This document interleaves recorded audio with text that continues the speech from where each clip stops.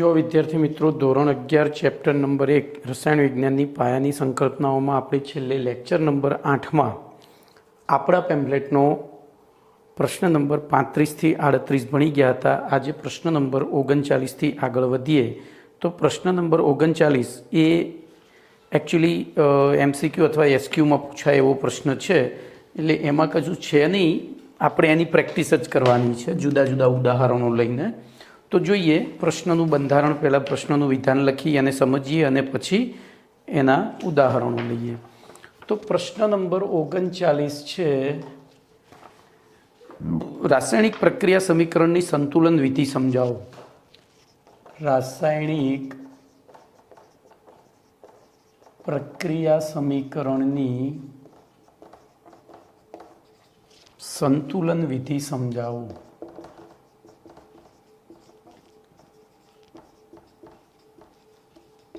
બરાબર.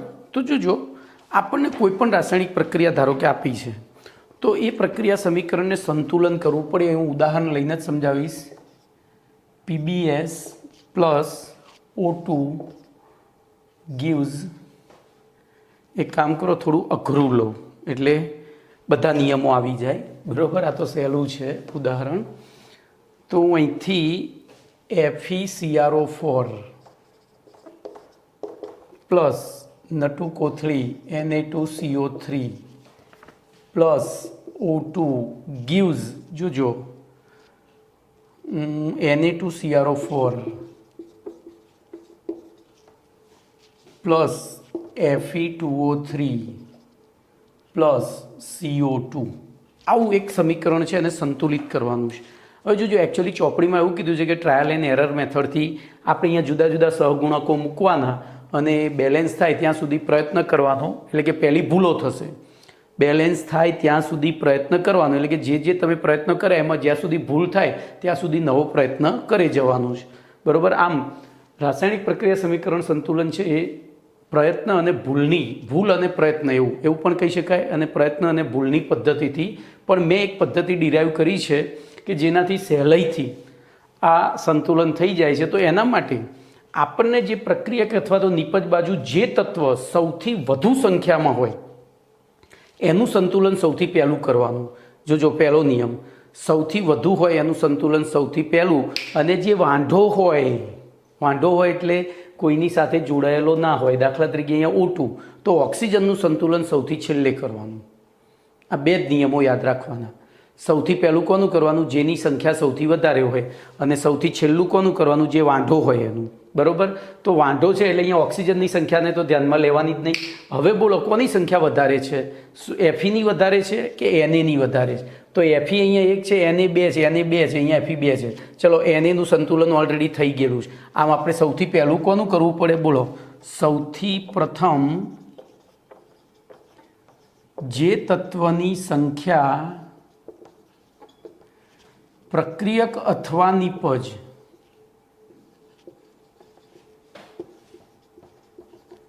પૈકી કોઈ પણ એક બાજુ સૌથી વધારે હોય તેવા તત્વનું સંતુલન કરવું. બરોબર. ઉપરોક્ત નિયમને ક્રમશઃ અનુસરવો. એટલે ક્રમશઃ અનુસરવો એટલે બોલો. અને છેલ્લો ત્રીજો નિયમ, જે તત્વ બીજા કોઈ તત્વ સાથે જોડાયેલું ના હોય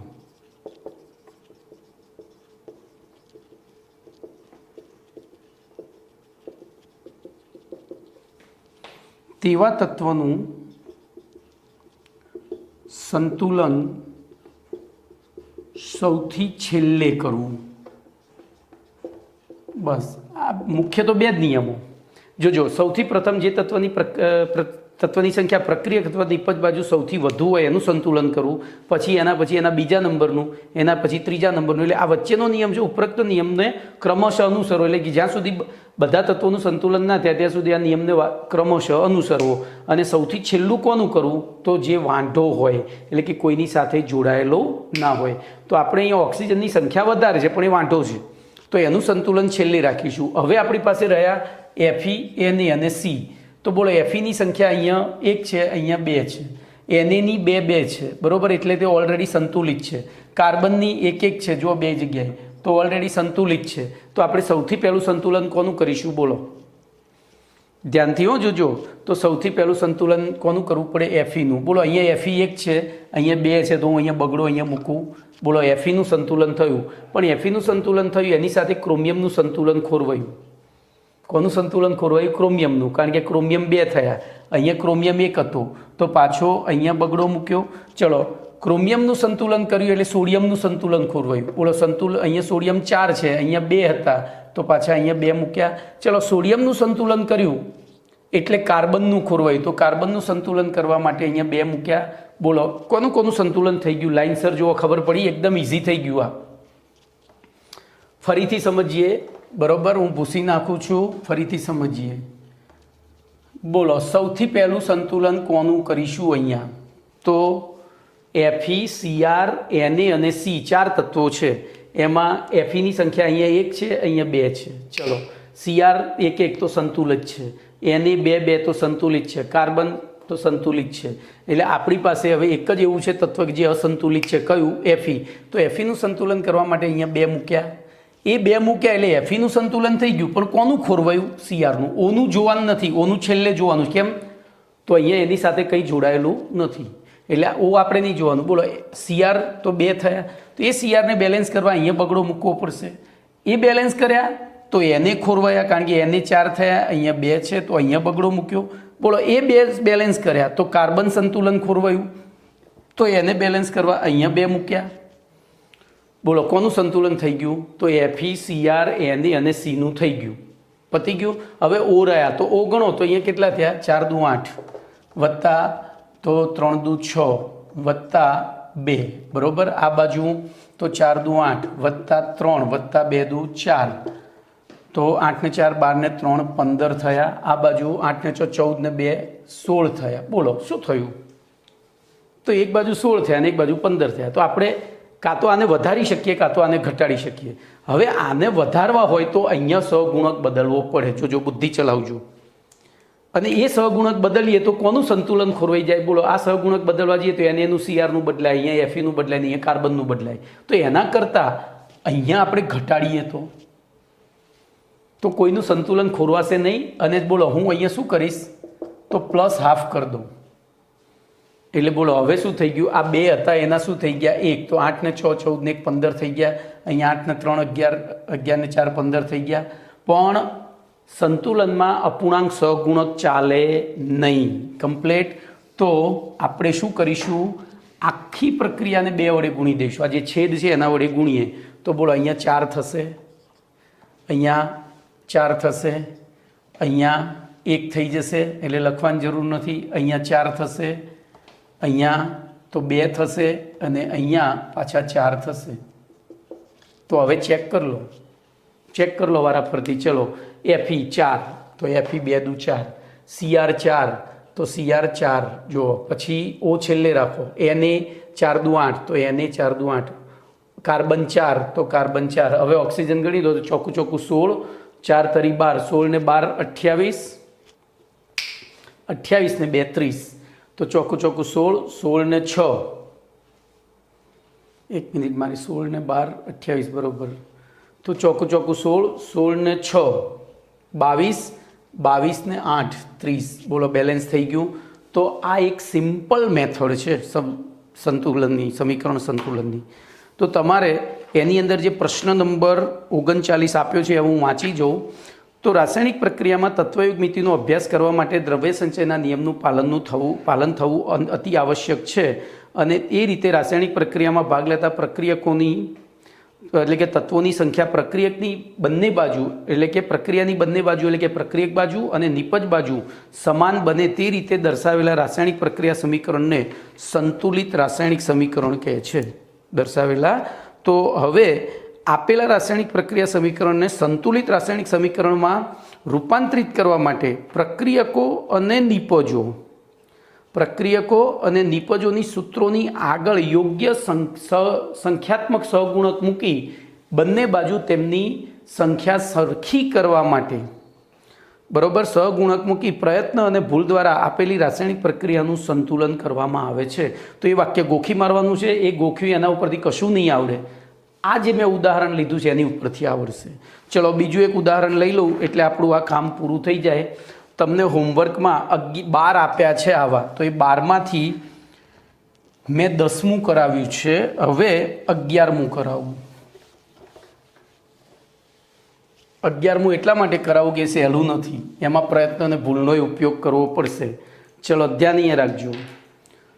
તો 11માનું જે છે AuCl3 plus HCOH plus H2O gives Au plus HCOOH plus HCl. બોલો ચલો.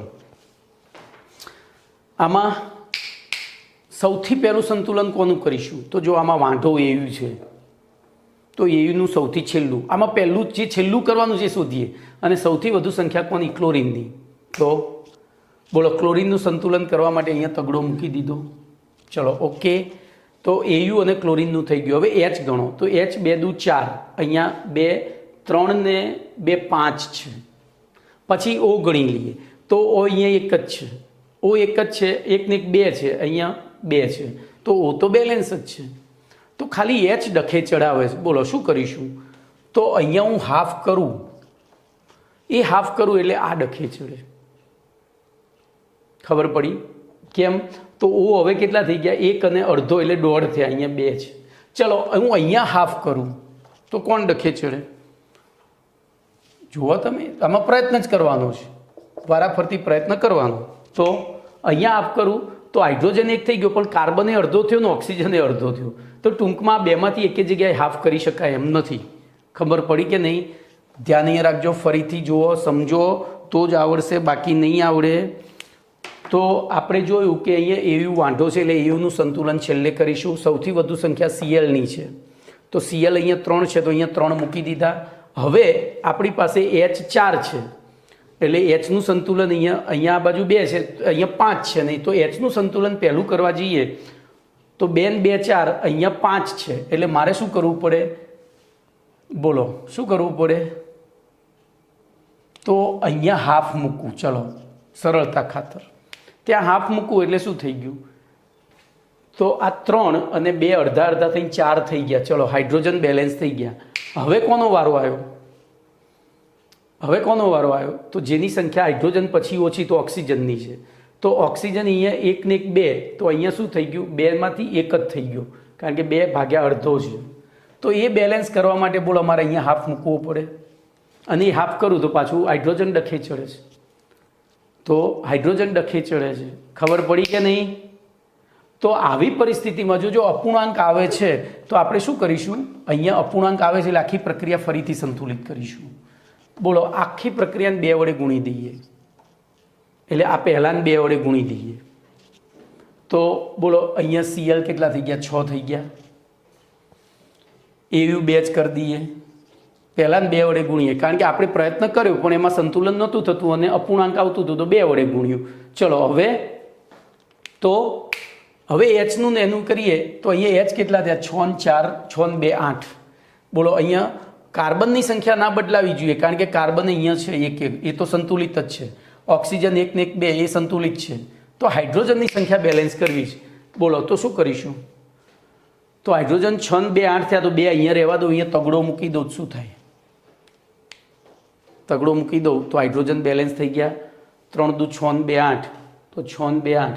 હવે કાર્બન 1 ઓક્સિજન કેટલા થઈ ગયા? તો 3 ને 1 4.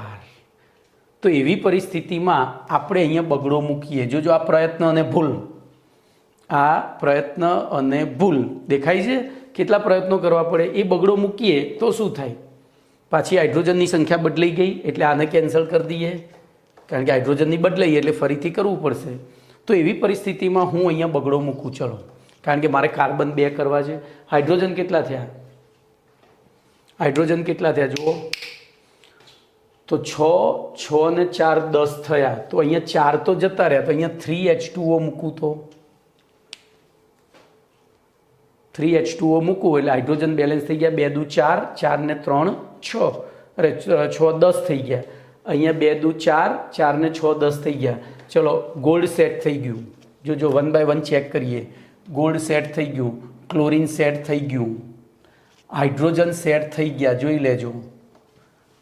હવે ઓક્સિજન વિચારો. જો મેં પ્રયત્ન જ કર્યા છે, આમાં કોઈ નિયમ દોડાયો નથી. હવે ઓક્સિજન જુઓ તો ઓક્સિજન અહીંયા 2 ને 3 5 થયા.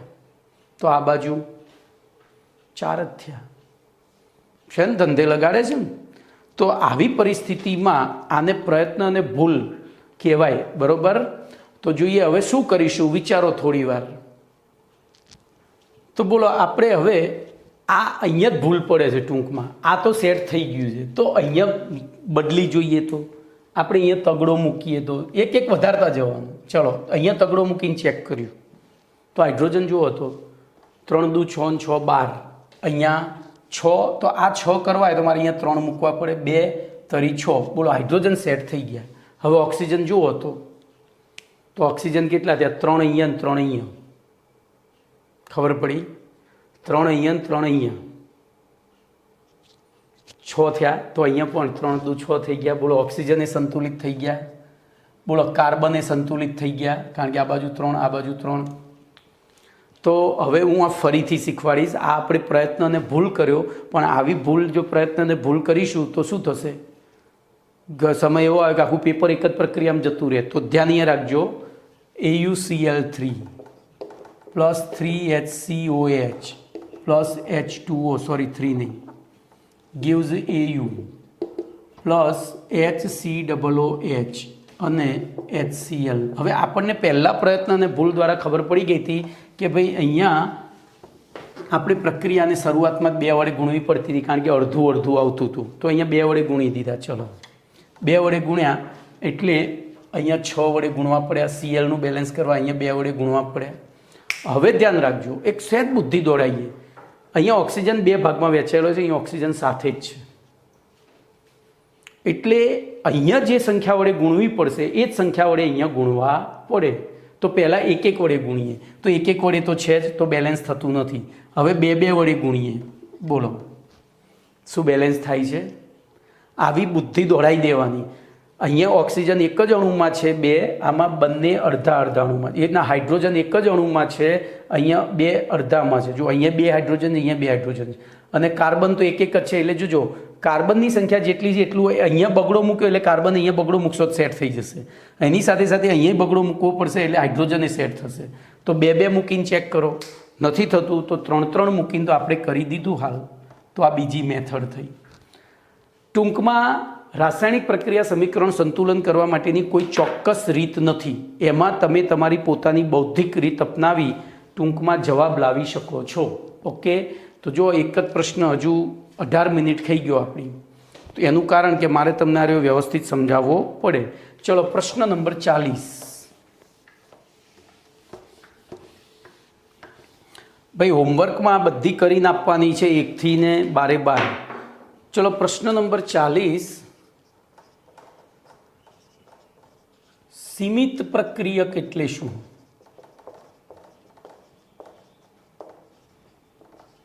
બરોબર.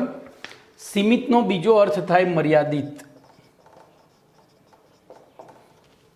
ધ્યાન અહીંયા રાખજો. હું તમને એક સરસ ઉદાહરણ આપી અને સીમિત પ્રક્રિયકની વાત કરીશ. તમારા ઘરે મહેમાન આવ્યા છે, 5-7 મહેમાન સાથે આવ્યા છે. બરોબર. ઘરમાં લીટર દૂધ પડ્યું છે, પછી 1 કિલો ખાંડ પડી છે, પણ ચાય પત્તી ફક્ત 2 ચમચી પડી છે. તો આ બધું આ હોવા છતાં તમે બોલો કેટલા કપ ચા બનાવી શકશો મેક્સિમમ? કેટલા કપ ચા બનાવી શકશો? તો 2 ચમચી ચાય પત્તી છે એટલે ચાય પત્તી જેટલી હોય એના સંદર્ભમાં જેટલા કપ બનતા હોય, 1 લીટર દૂધ છે એટલે આપણે 10 કપ ચા બનાવી શકીએ, કિલો ખાંડ છે એટલે 10 કપ ચા બનાવી શકીએ, પણ આમાં તો 2 કપ જ બનશે. ખબર પડી? તો આપણે પ્રક્રિયાનું જે સમીકરણ સંતુલન કરીએ, ધારો કે હું અહીંયા લઈ લઉં H2 + O2 gives H2O. ચલો આનું સંતુલન કરો. H2 + O2 gives H2O. તો અહીંયા બગડો મૂકી દઉં અને અહીંયા બગડો મૂકું એટલે બેલેન્સ થઈ જાય. જુઓ, એકચ્યુઅલી H2 બેલેન્સ જ હતો, તો પછી મેં બગડો કેમ મૂક્યો એ જ શીખવું પડશે ને. તો H2 બેલેન્સ છે, બેલેન્સિંગ શેનું કરવાનું છે? O2નો. તો અહીંયા O2 1 છે, અહીંયા 2 છે, તો અહીંયા હાફ કરી દઉં એટલે બોલો થઈ ગયા. પણ અપૂર્ણાંકમાં સંખ્યા ચાલે નહીં એટલે આખી સંખ્યાને 2 વડે ગુણી દીધી. 2H2 + O2 gives 2H2O. હવે આપણી પાસે આ પ્રક્રિયા જો પૂર્ણતઃ કરવી હોય તત્વયુગ્મિતિ અનુસાર તો આના 2 મોલ જોઈએ, આનો 1 મોલ જોઈએ, ત્યારે આના 2 મોલ બને. પણ ધારો કે આનો 1 જ મોલ આપણી પાસે હોય તો આનો 1 મોલ સંયોજાશે અને નિપજ કેટલી મળશે? તો આના 2 મોલની જરૂર હતી પણ હતો 1 મોલ. હવે જોજો, આના 2 મોલમાંથી આના 2 મોલ બનતા હોય તો આના 1 મોલમાંથી 1 જ મોલ બને, અને અહીંયા 1 મોલ જે હતો એમાંથી 0.5 મોલ વપરાશે અને 0.5 મોલ પડ્યો રહેશે. તો બોલો આ પ્રક્રિયા જે છે, કોઈ પણ પ્રક્રિયામાં નિપજ કેટલા પ્રમાણમાં મળશે એ કોણ નક્કી કરે? તો એ પ્રક્રિયામાં ભાગ લેતા પ્રક્રિયકો પૈકી જેનો જથ્થો સૌથી ઓછો હોય તે, જેનો, અહીંયા જોજો આપણી પાસે લીટર દૂધ હતું, લીટર 1 કિલો ખાંડ હતી, પણ 2 ચમચી ચાય પત્તી હતી, એટલે ચા કેટલી બનાવી શકીશું? તો ફક્ત 2 જ કપ. એનાથી ઉલટું બોલો, આ 20 કિલો હોત, આ 20 કિલો હોત, હવે આ 20 કિલો હોત, પણ દૂધ 1 લીટર જ છે, તો ચા કેટલી બનાવી શક્યા હોત? તો 10 કપ. 20,000 કપ ના બને, અરે 200 કપ ના બને. તો જેનો જથ્થો ઓછો હોય જરૂરિયાત કરતાં, સૈદ્ધાંતિક જથ્થા કરતાં, એટલે કે તત્વયુગ્મિતિ અનુસાર, રાસાયણિક પ્રક્રિયાની તત્વયુગ્મિતિ અનુસાર જે તત્વનો અથવા તો જે સંયોજનનો જથ્થો તેના સૈદ્ધાંતિક જથ્થા કરતાં ઓછો હોય એવા સંયોજનના સંદર્ભમાં આપણને નિપજ પ્રાપ્ત થાય છે. અને આવા પ્રક્રિયકને સીમિત પ્રક્રિયક અથવા તો મર્યાદિત પ્રક્રિયક કહે છે. શું કહે છે? સીમિત પ્રક્રિયક. તો હું અહીંયા હવે ચોપડી પ્રમાણે તમને સમજાવીશ. તો કેટલીક વાર રાસાયણિક પ્રક્રિયાઓમાં ભાગ લેતા પ્રક્રિયકોનો જથ્થો તત્વયુગ્મિતિ ગણતરી પ્રમાણે નક્કી કરેલ સંતુલિત પ્રક્રિયા સમીકરણ અનુસાર હોતા નથી, પરંતુ વધારે કે ઓછા હોય છે. બોલો, આપણે આને સંતુલિત કર્યા પછી આપણને ખબર પડી કે ભાઈ હાઇડ્રોજન અને ઓક્સિજન વાયુની પ્રક્રિયા દ્વારા આપણે પાણી બનાવવું હોય તો આપણે 2 મોલ હાઇડ્રોજન સાથે 1 મોલ ઓક્સિજનની પ્રક્રિયા કરવી પડે. પણ કેટલીક વાર એવું થાય છે કે આ 2 મોલ ને 1 મોલ હોતા નથી. આથી અહીં પ્રક્રિયામાં ભાગ લેતા પ્રક્રિયકો પૈકી જે પ્રક્રિયકનો જથ્થો તે પ્રક્રિયાની તત્વયુગ્મિતિ અનુસાર ઓછો હોય, જોજો, જરૂર હતી 2ની લીધો 1, જરૂર હતી 1ની લીધો 1, એટલે કે આ જેટલો જરૂર છે એટલો લીધો, પણ આ ઓછો. હવે ધારો કે આ 1ની જરૂર છે, 1.5 મોલ લઉં તો શું થાય? તો એ 1.5 લઉં એટલે આ 3 મોલની જરૂર પડે, પણ એ 3 લઉં પણ ના લઉં, એની જગ્યાએ હું 2 જ લઉં તો આ સીમિત પ્રક્રિયક ફરીથી થઈ ગયો પાછો. તો ટૂંકમાં જેટલો જરૂર છે એના કરતાં જેનો જથ્થો ઓછો લીધો હોય, બરોબર, તેવો પ્રક્રિયક, એટલે કે ઓછો એવો પ્રક્રિયક, બોલો, આખી પ્રક્રિયા દરમિયાન સંપૂર્ણપણે વપરાઈ જાય છે. અહીંયા જો આ પડ્યો રહ્યો ને 0.5 મોલ પડ્યો રહ્યો, જ્યારે આ 1 મોલ H2 વપરાઈ ગયો હતો, આપણે 1 મોલ O2 લીધો, તેમાંથી 0.5 મોલ વપરાયો અને 0.5 મોલ પડ્યો રહ્યો, એટલે કે જેનો જથ્થો ઓછો લીધો હોય એ શું થાય? પ્રક્રિયા દરમિયાન સંપૂર્ણપણે, એટલે કે પ્રક્રિયા દરમિયાન સંપૂર્ણપણે વપરાઈ જાય છે. બરોબર? આથી પ્રક્રિયામાં પ્રાપ્ત થતી નિપજનો આધાર. હવે જોજો, અહીંયા આપણને પાણી કેટલું મળશે એ કોણ નક્કી કર્યું? તો જેનો જથ્થો ઓછો હતો એ. H2નો જથ્થો ઓછો હતો, H2ના 2 મોલ લઈએ તો 2 મોલ પાણી મળતું, તો અહીંયા 1 મોલ લીધો તો 1 મોલ જ. બરોબર? તો અહીં નિપજનું પ્રમાણ કેટલું મળશે અથવા તો નિપજના પ્રમાણનો આધાર પ્રક્રિયામાં ભાગ લેતા પ્રક્રિયકો પૈકી જે પ્રક્રિયકનો જથ્થો સૌથી ઓછો એની તત્વયુગ મિતિ કરતાં ઓછો હોય તેવા જથ્થા ઉપર હોય છે. આવા પ્રક્રિયકને સીમિત પ્રક્રિયક અથવા તો લિમિટિંગ રિએજન્ટ અથવા તો મર્યાદિત પ્રક્રિયક કહે છે. હવે જોજો, રાસાયણિક પ્રક્રિયાની તત્વયુગ મિતિ ગણતરીઓ અને તે પ્રક્રિયાના સીમિત પ્રક્રિયકના જથ્થાને ધ્યાનમાં રાખી કરવી જરૂરી છે. આ બાબતને નીચેના ઉદાહરણ દ્વારા સમજાવી શકાય. એમાં જોજો સીમિતતાની ગણતરી છે. હવે આ જે રીત છે દાખલો ગણવાની, એ મારી પોતાની પર્સનલ રીત છે, ચોપડીઓમાં ક્યાંય આપેલી નથી, બરાબર. પણ આ રીતે તમે દાખલો ગણશો તો જોજો, પહેલી વસ્તુ હું તમને કહી દઉં કે 11માં આપણે પેપર ચેક કરવાના છે આપણી સ્કૂલના સાહેબ, બરાબર. અને આપણી સ્કૂલના સાહેબ પેપર ચેક કરશે એટલે એમની રીતે મન ગળત કરવાના છે, તો એનાથી ટેન્શન લેવાનું નથી. 12માં આ પ્રશ્ન બોર્ડમાં પૂછાવાનો નથી, તો પૂછાવાના ક્યાં છે? જી નીટમાં. અને જી નીટમાં તમારા ગણતરીના કોઈ માર્ક્સ નથી, જવાબના માર્ક્સ છે. એટલે મારી શોર્ટ એન્ડ સ્વીટ મેથડ હું તમને શીખવાડીશ. આમ તમે જો સીધી રીતે ગણતરી કરવા જશો ને, ટેક્સ્ટબુકમાં તો કોઈ રીત આપી જ નથી પહેલી વસ્તુ તો, પણ તોય તમે ગણતરી કરવા જશો તો બહુ લાંબી લચક ગણતરી થશે. તો હું એક ઉદાહરણ દ્વારા સમજાવું છું. તો આપણે સૌથી પહેલાં ઉદાહરણનું વિધાન લખીશું. 50 ગ્રામ નાઇટ્રોજન વાયુ, 50 ગ્રામ N2 વાયુ અને 10 ગ્રામ H2 વાયુ વચ્ચેની પ્રક્રિયા દ્વારા કેટલા ગ્રામ NH3 બનશે? આવો પ્રશ્ન છે. ચલો, સૌથી પહેલાં અહીંયા આપણે લખીશું સંતુલિત પ્રક્રિયા. સૌથી પહેલી શું લખીશું? સંતુલિત પ્રક્રિયા. બોલો, સંતુલિત પ્રક્રિયામાં N2 + H2 gives NH3. એટલે આ આપણે લખી આની ઉપરથી N2 વાયુ ને H2 વાયુ વચ્ચેની પ્રક્રિયાથી NH3 બન્યો, પણ એને હવે સંતુલિત કરવાની. બોલો, નાઇટ્રોજન 2 છે, હાઇડ્રોજન પણ 2 છે, તો આપણે પહેલું સંતુલન નાઇટ્રોજન કર્યું 2, તો હાઇડ્રોજન કેટલા થઈ ગયા? આ બાજુ 6, તો એના માટે અહીંયા 3 મૂકી દીધો. ચલો, સંતુલિત થઈ ગઈ. જોઈ લો તો નાઇટ્રોજનની સંખ્યા 2, હાઇડ્રોજનની 6, બંને બાજુ થઈ ગઈ. હવે તેથી સૈદ્ધાંતિક મોલ, તો સૈદ્ધાંતિક મોલ એટલે આ જ સહગુણક. બોલો, અહીંયા 1, આ જે સહગુણક અંદર આગળ નથી, એનો મતલબ 1 તો છે જ. અહીંયા 3 અને અહીંયા 2. આ બીજું સ્ટેપ. પછી લીધેલું દળ, અહીંયા લીધેલું દળ, બોલો કેટલું લીધું છે? 50 ગ્રામ, 10 ગ્રામ, આ ડેશ આવશે, એ તો આપણે શોધવાનું છે. ચલો, તેથી લીધેલા મોલ. હવે આપણે આ પાઠમાં જ ભણી ગયા છે, મોલ બરાબર દળ ભાગ્યા આણ્વીય દળ થાય, દળ ભાગ્યા આણ્વીય દળ.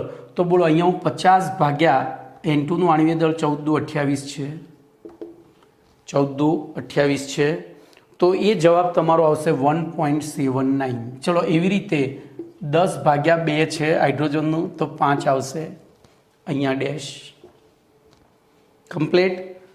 અને એના પછી નક્કી કરવાની છે સીમિતતા. જોજો, સીમિતતા બરાબર લીધેલા મોલ ભાગ્યા સૈદ્ધાંતિક મોલ, લીધેલા મોલ ભાગ્યા સૈદ્ધાંતિક મોલ. તો બોલો, લીધેલા મોલ અહીંયા 1.79 છે અને સૈદ્ધાંતિક 1 હતો એટલે 1.79 થયા. બોલો, અહીંયા લીધેલા મોલ 5 છે અને સૈદ્ધાંતિક 3 છે, તો કેટલા થયા? તો 1.5 એટલે 15 તરી 45 ને ભાગાકાર કરશો તો 1.66 જેવું થશે. ચલો, ડેશ. તો આના ઉપરથી તમે નક્કી કરી શકશો કે આમાં કોણ સીમિત પ્રક્રિયક છે. બોલો, આ બેમાંથી કોણ સીમિત પ્રક્રિયક? તો જેની, ધ્યાનથી મને કહો, ચલો હેડો. તો સીમિતતા જેની ઓછી હોય એ સીમિત પ્રક્રિયક, બરાબર. એટલે તો આપણો અહીંયા સીમિત પ્રક્રિયક થયો હાઇડ્રોજન. જેની સીમિતતા ઓછી હોય એ સીમિત પ્રક્રિયક. કમ્પ્લીટ. હવે એના ઉપરથી ગણતરી કરીએ. બોલો, ગણતરીમાં શું કરીશું? કેવી રીતે ગણતરી કરીશું? વિચારો. આગળ ગણતરી કઈ રીતે કરશો? તો 3 મોલ હાઇડ્રોજન વપરાય ત્યારે 2 મોલ એમોનિયા ઉત્પન્ન થાય. તો આપણે અહીંયા કેટલો લીધો છે? 5. તો 3 2 આ રીતે પદ મુકાય. 3 2 તો 5 કેટલા? તો 5 ગુણ્યા 2 ભાગ્યા 3 બરાબર. એટલે 1.66 ગુણ્યા 2 એટલે 16 દુ 32 ને તો 3.33 જેવા થશે. કેટલું થશે? 3.33. આટલા મોલ થયા. આપણે પદ અહીંથી મૂકવાનું. 3 મોલે 2 મોલ એમોનિયા પેદા થાય. સૈદ્ધાંતિક ઉપરથી પદ મૂકવાનું. ક્યાં? લીધેલા. 3 2 પેદા થાય. જો આ સીમિત છે એટલે આને જ લેવાનું. આ સીમિત પ્રક્રિયક છે. જો આ સીમિત હોય તો અહીંથી મૂકવું પડે. 1 2 મોલ તો 1.79 ને કેટલા? અને પછી એ મોલને દળમાં ફેરવી દેવાના. તેથી ઉત્પન્ન થતું દળ બરાબર મોલ ગુણ્યા આણ્વીય દળ. બોલો, મોલ છે આપણા 3.33 ગુણ્યા આણ્વીય દળ 17 દુ 34. નાઇટ્રોજનનો 14 ને 3 17 સોરી 17 દુ 34 નહીં. તો 17 ગુણ્યા 3.33 એટલે લગભગ 56.61 ગ્રામ થશે. તો આ રીતે દાખલા ગણવાના છે. આ દાખલો એકદમ સહેલો ટૂંકમાં પતી જશે. જોજો, હંમેશા પહેલી શું લખો? તો સંતુલિત પ્રક્રિયા લખો. એની નીચે સૈદ્ધાંતિક મોલ લખો. પછી લીધેલું દળ લો, એને લીધેલા મોલમાં ફેરવો અને પછી સીમિતતામાં ફેરવો. સીમિતતા એટલે લીધેલા મોલ ભાગ્યા સૈદ્ધાંતિક મોલ. જેની સીમિતતા ઓછી આવે એ સીમિત પ્રક્રિયક. જેની સીમિતતા ઓછી આવે એ સીમિત પ્રક્રિયક. અને એના ઉપરથી આપણે ગણતરી મૂકવાની. સૈદ્ધાંતિકથી આટલા તો પ્રાયોગિકથી કેટલા એ મળ્યું એ મોલ મળ્યા. મોલને આણ્વીય દળ વડે ગુણી દઈએ એટલે જવાબ. તો આવા ઘણા બધા દાખલા આપેલા છે, એ તમારે જાતે ગણવાના છે. હું એકાદો ગણાવું. અહીંયા આ કાઢી નાખીને એકાદો ગણાવું છું. હવે જોજો, અહીંયા મોલની જગ્યાએ અણુ સંખ્યા ને બધું આપેલું હોઈ શકે. તો આપણે એ રીતે ગણવાનું.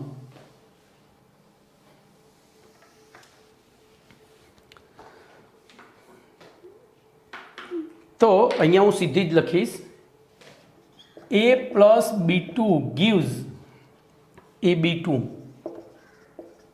બોલો, આને બેલેન્સ કરો તો બેલેન્સ જ છે. કશું કરવાની જરૂર નથી. એની સંખ્યા 1 છે, 1 છે, 2 બી છે, 2 બી છે. ચલો, એમાં આપણને સૈદ્ધાંતિક મોલની જગ્યાએ આપણને પરમાણુ સંખ્યા આપી છે. તો સૈદ્ધાંતિક મોલની જગ્યાએ આપણે લખીશું પરમાણુ અણુ કે પરમાણુ સંખ્યા. અણુ કે પરમાણુ સંખ્યા. તો જો મને ખબર છે મોલ એ શું છે?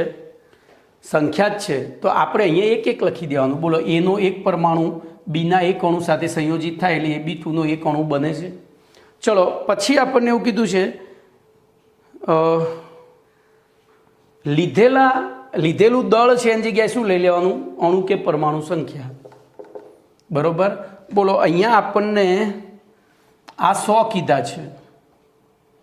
સોરી, એના 300 કીધા છે અને બીના 200 કીધા છે. બોલો, તો આપણે લીધેલા દળની જગ્યાએ લીધેલા અણુ કે પરમાણુની એટલે વચ્ચેનું એક સ્ટેપ ઓછું થઈ જશે. અહીંયા લીધેલા અણુ કે પરમાણુની સંખ્યા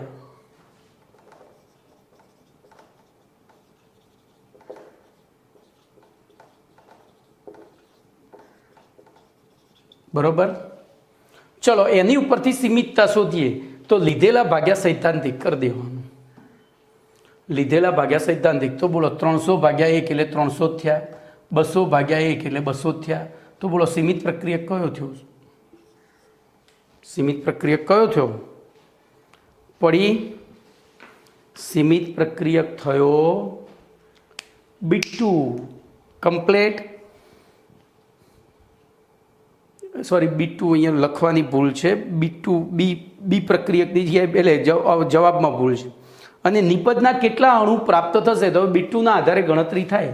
આ 1 પ્રાપ્ત થતો હોય તો 200 કેટલા પ્રાપ્ત થાય? 200. પતી ગયું. કેટલા અણુ પ્રાપ્ત થશે? 200. ક્લિયર.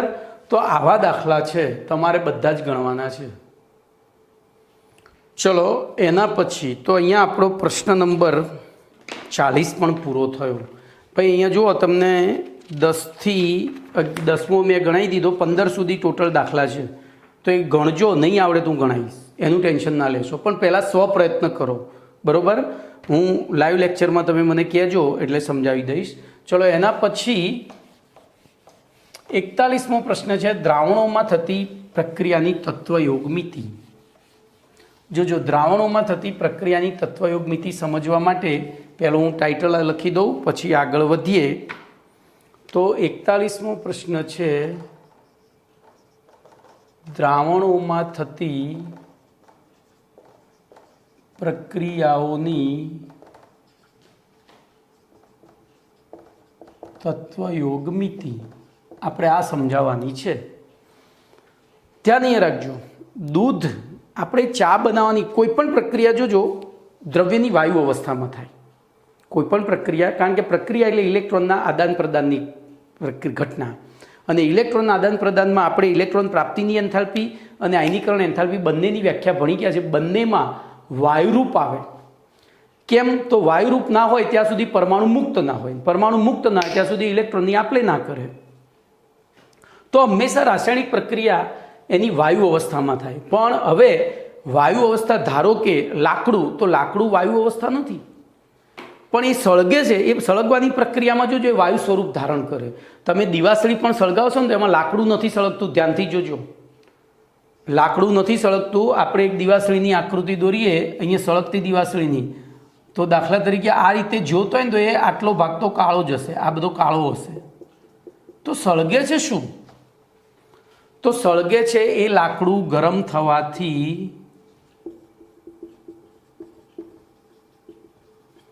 ઉત્પન્ન થતા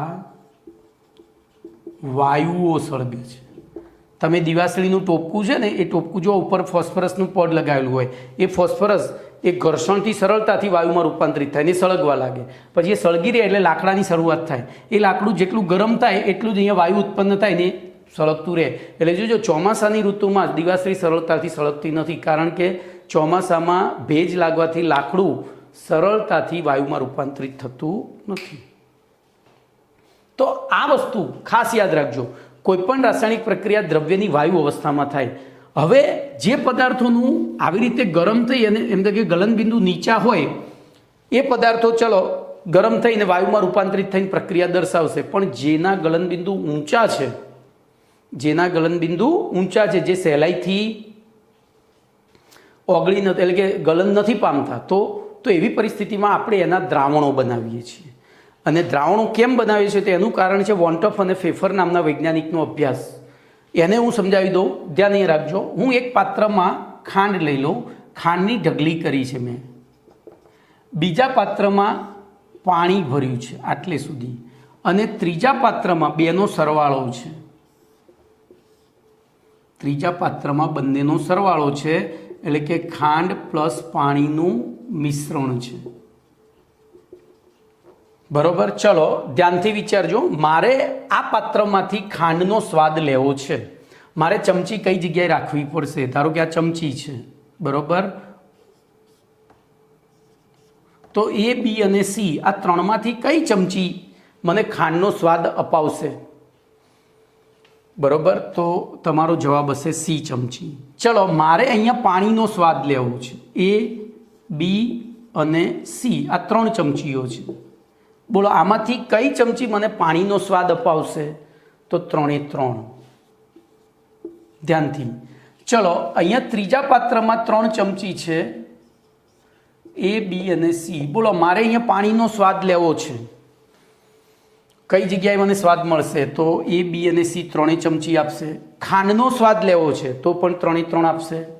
તો વોન્ટોફ અને ફેફરે આ વસ્તુનો અભ્યાસ કર્યો અને એને એવું કીધું કે બોલો, અહીંયા એકલી ખાંડ પડી ત્યારે ઘન અવસ્થામાં હતી, એટલે કે ક્યાંય અસ્તવ્યસ્ત ગતિ કરી શકતી નહોતી, પણ એમાંથી દ્રાવણ બન્યું તો એ ખાંડના અણુઓ આખા પાત્રમાં ફેલાઈ ગયા, એટલે આપણને 3 3 ચમચી દ્વારા ખાંડનો ટેસ્ટ આવ્યો.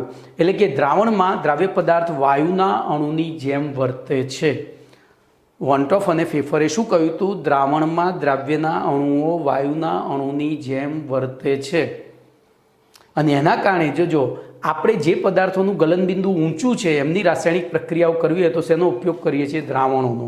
કારણ કે હાલ ભણ્યા એ પ્રમાણે પ્રક્રિયા દ્રવ્યની કઈ અવસ્થામાં થાય તો વાયુ અવસ્થામાં. જેના ગલનબિંદુ ઊંચા છે એટલે કે જે સહેલાઈથી વાયુ નથી બનતા એની પ્રક્રિયાઓ કરવા માટે આપણે એના દ્રાવણો બનાવી અને વાયુ સ્વરૂપમાં ફેરવી દઈએ છીએ અને એની પ્રક્રિયાઓ કરીએ છીએ. તો ટૂંકમાં રાસાયણિક દ્રાવણોમાં થતી પ્રક્રિયાની તત્વયુગ્મિતિ શા માટે આપણે ભણવાની છે? તો મોટાભાગની રાસાયણિક પ્રક્રિયાઓ કઈ અવસ્થામાં કરીએ છીએ? આપણે દ્રાવણ અવસ્થામાં. હવે એમાં તત્વયુગ્મિતિ સમજવા માટેની વાત કરીએ તો ધ્યાન રાખજો, હું ચા બનાવવાની જ પ્રક્રિયા લઉં, ચા બનાવવાની જ પ્રક્રિયા લઈશ કારણ કે બહુ પ્રેક્ટિકલ છે, આપણે બધા છોકરા છોકરીઓ બધા જાણતા હોય. બોલો, અમૂલ દૂધની 4 ક્વોલિટી આવે છે: સાથી, તાજા, શક્તિ અને ગોલ્ડ. હવે તો 5મી આવે ડાયમંડ. બોલો, હું આ બધામાંથી 1-1 કપ દૂધ લઉં,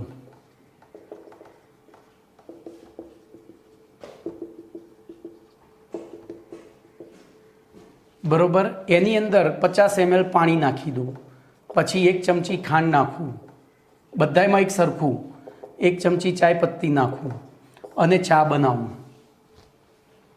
શું આ 5 સેમ્પલની જે ચા છે એનો સ્વાદ સરખો હશે? બોલો, તો નહીં હોય. બોલો, સૌથી સ્વાદિષ્ટ ચા કઈ લાગશે? તો ડાયમંડની. કેમ? તો બાકીના બધા ઇન્ગ્રેડિયન્ટ સરખા છે પણ દૂધની ક્વોલિટી, આ દૂધની ક્વોલિટી એટલે શું? તો તમે જે 1 કપ દૂધ લીધું છે એની અંદર રહેલો ફેટ જુદી જુદી માત્રામાં છે, એટલે કે જે પ્રક્રિયક છે ચા બનવા માટેનો, આમાં સૌથી ઓછો છે, એનાથી વધુ છે, એનાથી વધુ છે, એનાથી વધુ છે, એનાથી વધુ છે. અને એના કારણે આપણી ચા 5 મેં જે સેમ્પલ બનાવ્યા ચાના એનો ટેસ્ટ જુદો આવે છે. તો આમ અહીંયા જો આ દ્રાવણમાં થતી પ્રક્રિયા, દૂધ એ ચરબીનું પાણીમાં દ્રાવણ છે, આટલું યાદ રાખજો. એને આપણે માખણ સ્વરૂપે ચરબી જુદી પાડીએ છીએ પણ એ કલીલ દ્રાવણ કહેવાય છે, દ્રાવણ ના કહેવાય, એને કલીલ દ્રાવણનો એક પ્રકાર જ છે. તો દૂધ એ ચરબીનું પાણીમાં દ્રાવણ છે. ચલો, તો આના ઉપરથી હવે દ્રાવણોમાં થતી પ્રક્રિયાની તત્વયુગ્મિતિ સમજવા પ્રયત્ન કરીએ. તો જો સામાન્ય રીતે પ્રયોગશાળામાં અને રાસાયણિક ઉદ્યોગોમાં કરવામાં આવતી મોટાભાગની રાસાયણિક પ્રક્રિયાઓ જે તે સંયોજનના દ્રાવણોનો ઉપયોગ કરીને કરવામાં આવે છે. આવી પ્રક્રિયાઓને દ્રાવણોમાં થતી પ્રક્રિયા કહે છે. બોલો, પહેલું તો દ્રાવણોમાં થતી પ્રક્રિયાનો પરિચય આપી દીધો. હવે જુદા જુદા વ્યક્તિ દ્વારા જુદી જુદી પરિસ્થિતિમાં એક જ સંયોજનનું દ્રાવણ બનાવવામાં આવે તો તે દ્રાવણમાં જે તે સંયોજનનું વજનથી પ્રમાણ અલગ અલગ હોય છે. તે સંયોજનનું વજનથી પ્રમાણ અલગ અલગ હોઈ શકે છે. અહીંયા હતું ને વજનથી પ્રમાણ અલગ અલગ ચરબીમાં, બરોબર. આથી દ્રાવણોમાં થતી રાસાયણિક પ્રક્રિયાની તત્વયુગ્મિતિનો અભ્યાસ મુશ્કેલ છે. તમને તો એવું જ લાગે કે બધા દૂધ સરખા છે, તમે જોઈને નહીં કહી શકો કે આમાં કયું ડાયમંડનું દૂધ છે, કયું ગોલ્ડનું છે, કઈ શક્તિ છે, કઈ તાજા છે ને કઈ સાથી છે. હજુ એક આવે છે ટી સ્પેશિયલ. તો એવી પરિસ્થિતિમાં આપણને બધું સરખું લાગે તેમ છતાં નિપજના ગુણધર્મો અથવા તો નિપજનું પ્રમાણ જુદું મળે છે. તો હવે જો દ્રાવણમાં ઓગળેલા દ્રાવ્ય પદાર્થનો જથ્થો નિશ્ચિત રાખવામાં આવે, બોલો, આ બધામાં પાણીમાં ઓગળેલા ફેટનો જથ્થો સરખો હોય તો આ બધી ચા કેવી બનશે? સરખી. તો ઉદ્ભવતી મુશ્કેલીનું નિરાકરણ કરી શકાય. ઉદ્ભવતી, દાખલા તરીકે સાથી કરતાં ડાયમંડમાં ડબલ ફેટ આવતો હોય અને આપણે સાથી અને ડાયમંડ 2 દૂધ વાપરીને સરખી ચા બનાવીએ, શું કરવું પડે? તો સાથીનો 1 કપ લઈએ ત્યારે ડાયમંડનો અડધો જ લેવાનું, એની જગ્યાએ બાકીનું અહીંયા 50 ml પાણી છે તો તે 100 ml પાણી નાખી દેવાનું. ખબર પડી ગઈ? તો એવી પરિસ્થિતિમાં તો જો દ્રાવણમાં ઓગળેલા દ્રાવ્ય પદાર્થનો જથ્થો નિશ્ચિત રાખવામાં આવે તો જે ઉદ્ભવતી હતી, એટલે કે અહીંયા જે ચા જુદી જુદી બનતી હતી એ મુશ્કેલીનું નિરાકરણ કરી શકાય છે. આથી દ્રાવણમાં થતી પ્રક્રિયાઓના સરળતમ અભ્યાસ માટે કેટલીક સંકલ્પનાઓ જેવી કે દ્રાવણની સાંદ્રતા અને દ્રાવણની સાંદ્રતા એ દર્શાવવાના એકમો જેવા કે નોર્માલિટી, ફોર્માલિટી, મોલાલિટી, મોલંશ, વજનંશ, પીપીએમ વગેરેની સમજૂતી આપવામાં આવી છે. તો આટલું તમારે તત્વયુગ્મિતિમાં લખવાનું છે, બીજું કશું લખવાનું નથી. ઓકે, તો અહીંયા તમારો પ્રશ્ન નંબર 41 પૂરો થયો. હવે 42મો પ્રશ્ન લઈ લઉં છું. તો 42મા પ્રશ્નમાં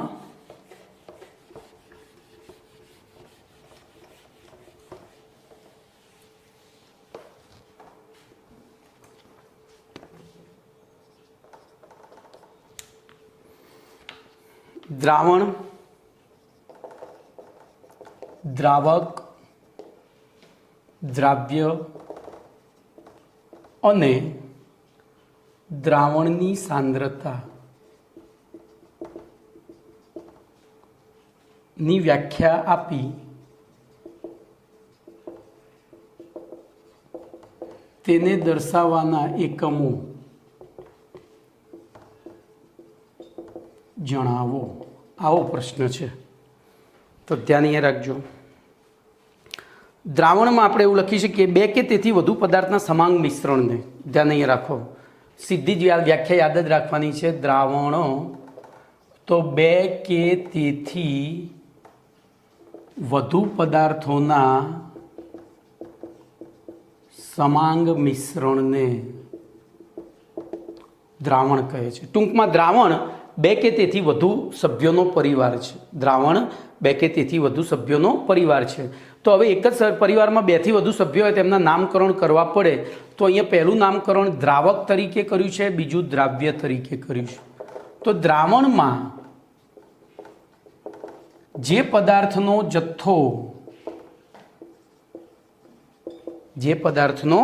જથ્થો સૌથી વધુ હોય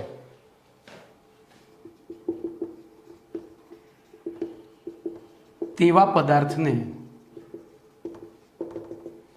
દ્રાવક કહે છે. અને દ્રાવ્ય તો દ્રાવણમાં દ્રાવક સિવાયના, એટલે કે જેનો જથ્થો સૌથી વધુ છે એ સિવાયના બાકીના બધા જ પદાર્થોને શું કહે છે? દ્રાવ્ય કહે છે. બરોબર. ચલો આને ઉદાહરણ દ્વારા સમજાવું તો ઉદાહરણમાં હું બોલો ખાંડ પ્લસ પાણી પ્લસ લીંબુ પ્લસ ફ્લેવર. બરોબર. ખાંડ, પાણી, લીંબુ, ફ્લેવર, બોલો આ બધું મિક્સ કરું એટલે શું થાય? શરબત બને. તો શરબત એક શું થયું? દ્રાવણ. શું થયું? દ્રાવણ. ચલો શરબતમાં કોનો જથ્થો સૌથી વધારે હશે? તો પાણીનો. તો એ થયું દ્રાવક. અને આ બાકીના બધા શું થયા? દ્રાવ્ય. ચલો કમ્પ્લીટ. આ બાકીના બધા શું થઈ ગયા? દ્રાવ્ય. તો આટલે સુધીની વ્યાખ્યાઓ પતી. હવે દ્રાવણની સાંદ્રતાની વાત કરીએ. તો દ્રાવણની સાંદ્રતાની વ્યાખ્યામાં સામાન્ય તાપમાને અને દબાણે જો હવે આ થોડી વ્યાખ્યા છે એટલે યાદ રાખવી પડે. ટૂંકમાં કશું નથી. 1 લિટર દ્રાવણ કે 1 કિલોગ્રામ દ્રાવકમાં ઓગળેલા દ્રાવ્ય પદાર્થનો જથ્થો જ છે. તો સાંદ્રતાની વ્યાખ્યા લખીશું સામાન્ય તાપમાને અને દબાણે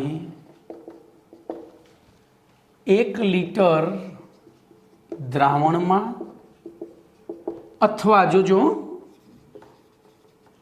1 કિલોગ્રામ દ્રાવકમાં. ખાસ ધ્યાન રાખજો. લીટર હોય તો દ્રાવણ, કિલોગ્રામ હોય તો દ્રાવક માં ઓગળેલા દ્રાવ્ય પદાર્થના જથ્થાને. હવે જોજો આપણે આ પાઠમાં ભણી ગયા છે જથ્થાની સંખ્યા શું છે, અરે જથ્થાનો એકમ શું છે? તો મોલને. હવે જોજો અહીંયા જથ્થો એનો એસઆઈ એકમ મોલ છે. એસઆઈ એકમ મોલ છે.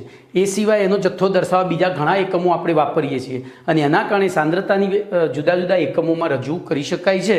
તો આપણે અહીંયા મોલ નહીં લખીએ તો પદાર્થના જથ્થાને જે તે દ્રાવણની શું કહે છે? સાંદ્રતા. તો ફરીથી સામાન્ય તાપમાને અને દબાણે 1 લિટર દ્રાવણમાં ઓગળેલા દ્રાવ્ય પદાર્થના જથ્થાને અથવા 1 કિલોગ્રામ દ્રાવકમાં ઓગળેલા દ્રાવ્ય પદાર્થના જથ્થાને મેં ભેગું કરી નાખ્યું છે. બરોબર. 1 લિટર દ્રાવણમાં અથવા 1 કિલોગ્રામ દ્રાવકમાં ઓગળેલા દ્રાવ્ય પદાર્થના જથ્થાને જે તે દ્રાવણની સાંદ્રતા કહે છે.